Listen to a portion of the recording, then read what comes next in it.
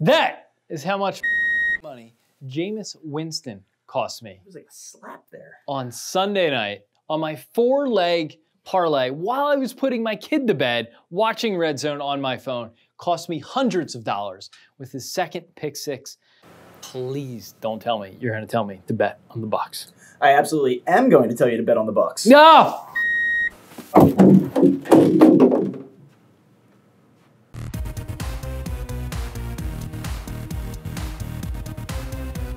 You can make it rain. All right, so let's talk about it. Panthers -7, Bucs +7. I know you got a ton of data, so I'm going to step aside till we get to my favorite implied win probability. Yeah, this is an ugly game. You have Tampa Bay, Carolina. Neither team inspired a lot of confidence in week one. Start with Carolina. Cam Newton was not great in week one. Christian McCaffrey really carried the load for the Panthers offense. In order to get back on track, I think Newton has to play a little bit better, and he has to spread the ball around too. Christian McCaffrey did have over 200 yards from scrimmage in that game. Very impressive, but they need someone else to step up. On the other side of things, the Tampa Bay Buccaneers need more out of Jameis Winston. 2 pick sixes in that game last week against the San Francisco 49ers was the difference in a 31-17 loss. They will need more out of him this week. Now, let's get into this game. Tampa Bay 0-5 against the spread on Thursday nights. The last 5 times they've been on Thursday Night Football. Carolina not much better, 0-4 ATS. So both of these teams have really struggled on Thursday nights. Someone has to buck that trend. Let's first look at the quarterbacks here and how they perform in prime time as well. Jameis Winston 3-3 ATS in prime time. Cam Newton 7-11 ATS, which isn't very good. And then when you look at his Thursday Night Football performance, it's absolutely terrible. He's only 1-6 ATS on Thursday nights.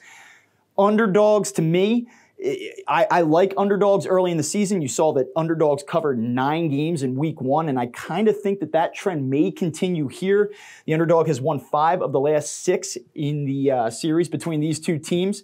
And if we look at a division trend here, which I like to do, and maybe kind of take the focus off these individual teams and just look at it from a divisional aspect, NFC South road dogs in division games favored or that are underdogs of 6 to 8 points are 21-12 against the spread. Take that a little bit further, NFC South road dogs between 6 and 8 points in division games that are coming off a loss are 12-7. So there are some decent underdog trends here that has me leaning towards a play on Tampa Bay. Let's kick it over to Kyle, who is a pirate and a cat on the board.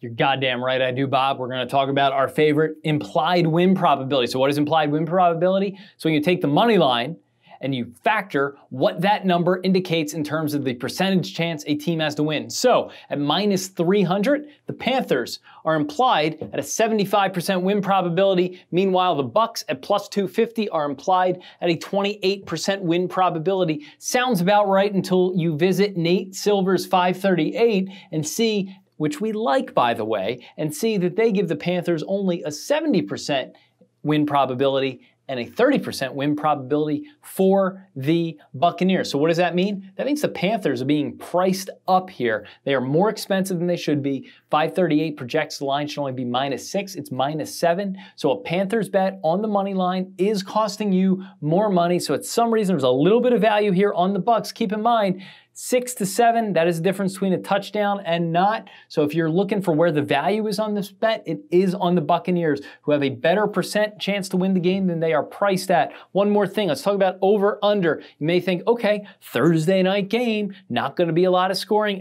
That's actually bunk in September. That is 18-18. The over is 18-18 in the month of September on Thursday nights. It has been priced absolutely perfectly on the total. Bob, back to you. All right, now listen, I get it. If you don't want to bet on Tampa Bay, you don't trust Jameis Winston in this spot, I understand. So we'll give you some information that may support a play on the Panthers. Cam Newton, 17-7-1 against the spread. after a loss when he's at home. Jameis Winston only 5-6-2 ATS when he is off a loss and playing on the road, so that is definitely going in Cam Newton's favor. Ron Rivera teams were 31-22-1 after a loss, and 17-9-1 against the spread off a loss when at home. And Rivera teams are also 4-1 ATS when favored between 7 and 8 points at home.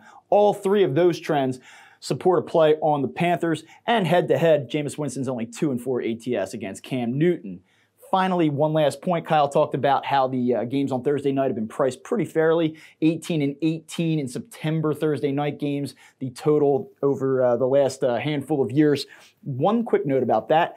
Over is 13-4 in Tampa Bay's last 17 road games. It was 6-2 in Carolina's 8 home games last season.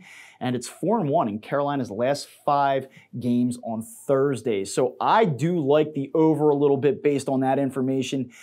And I know that we have trends that support both sides here, but for me, I am taking 7 points all day long when I look at the historical trends about these two teams and what we have with NFC South teams that are an underdog of 6 to 8 points early in the season. Give me the points. No. After a short turnaround, I'm taking Jameis Winston, baby. I've never made money betting on Jameis Winston.